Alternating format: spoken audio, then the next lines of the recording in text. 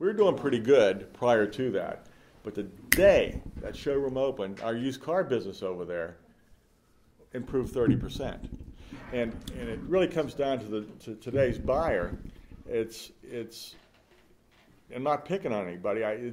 My opinion, as Dennis says, I think when you have a 30 to 45-year-old female looking to shop for cars, they don't want to go into a dump. They want to go someplace nice. And that Hyundai showroom is not apologetic. I mean, it really isn't. It's beautiful. And the GM showroom is not bad. So I think having a good facility adds professionalism to it. The training adds the recognition of name tags, the training, and then having proper, clean inventory. And then the ability to handle the phone correctly. The receptionist, that first voice is utterly, it's critical. But you can't stop people from making an appointment and not showing up. Talk about community involvement. I mean, since I've been in this community, goodness, for the last 22 years, you have just been a leader in supporting so many, nonprofit organizations, and I think some people know some of the things that you do, but I know that there's a lot of other things that you're always there to support a lot of these nonprofit organizations. I want to thank you for that. Sure. Actually, that's fun also, by the way. But I learned from the best. I learned from the Betty Hickmans, the John Thrashers. I learned from everybody. I've watched them all do it, and I've been watching them do it, and then having them draw me in with them. Not only is it fun, it's rewarding. So it's sort of simple. But you say that not everybody does it though. So very few to the level that you do. We got a pretty big business though. I guess it's dangerous to make the comments because the solicitations come quicker and harder and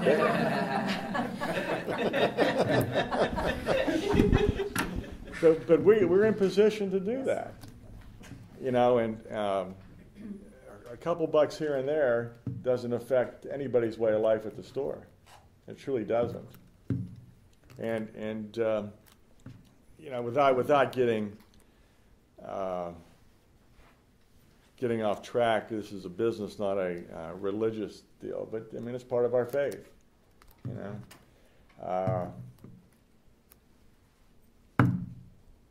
can I tell you? That's great. Steve, the more you talk, the more you sound like a planner.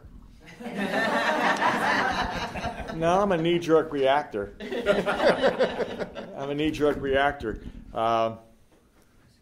And I do react. Yeah.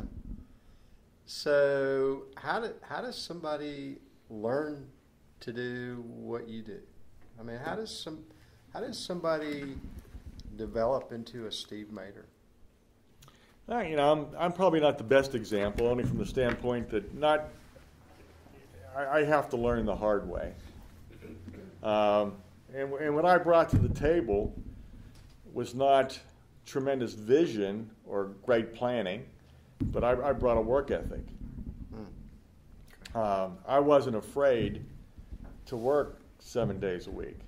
I wasn't afraid to say, "Hey, Nancy, I'll see you in a couple months," And I was very, and I got to tell you, I'm very blessed. I have a wife who's independent, which worked out for her and for me. And basically, I've been God's watched out for me.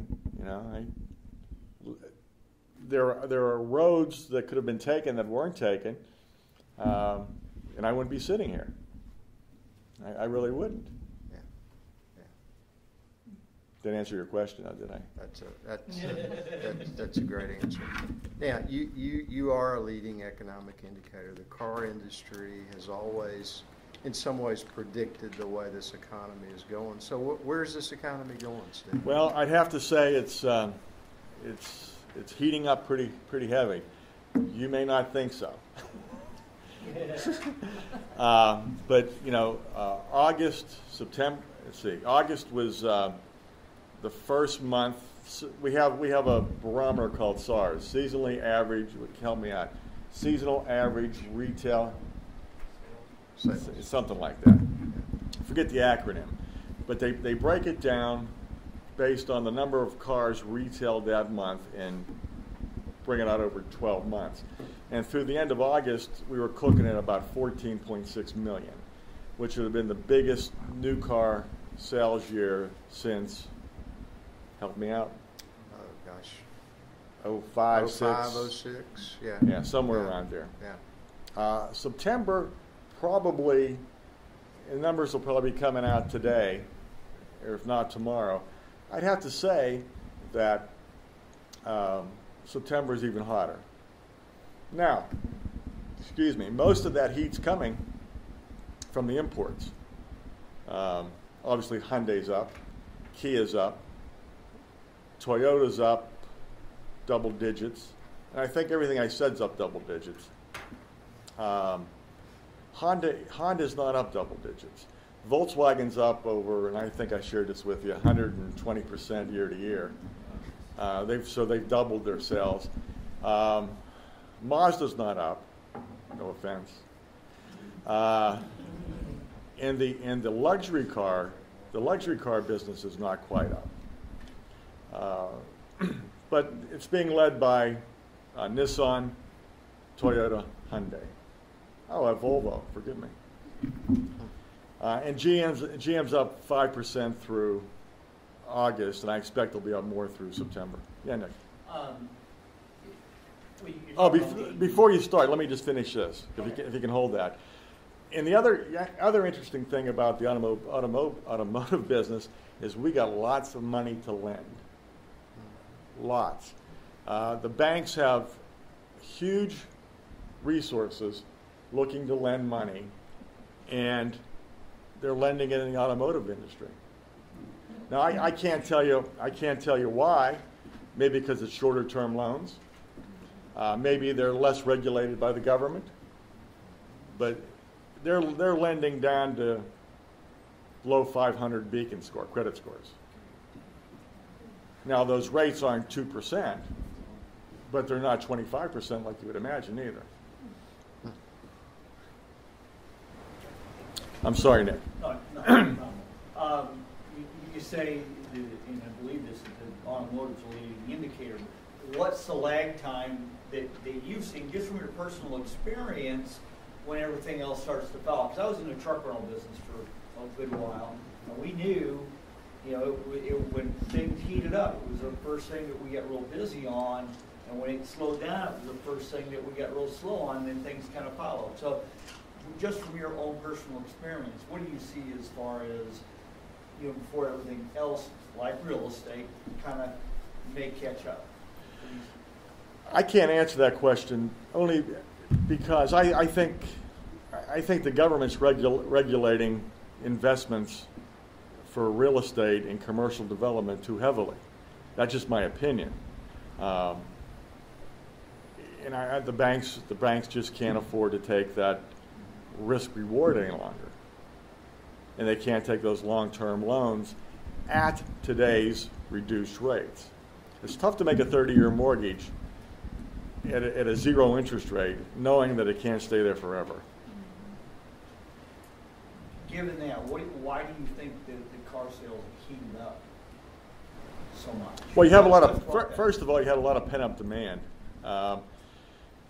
We were talking about this last week, I think. I think today the average car on the road is a little over 9 years old. Going back a couple of years, it was over 10 years old. So you have a lot of pent-up demand.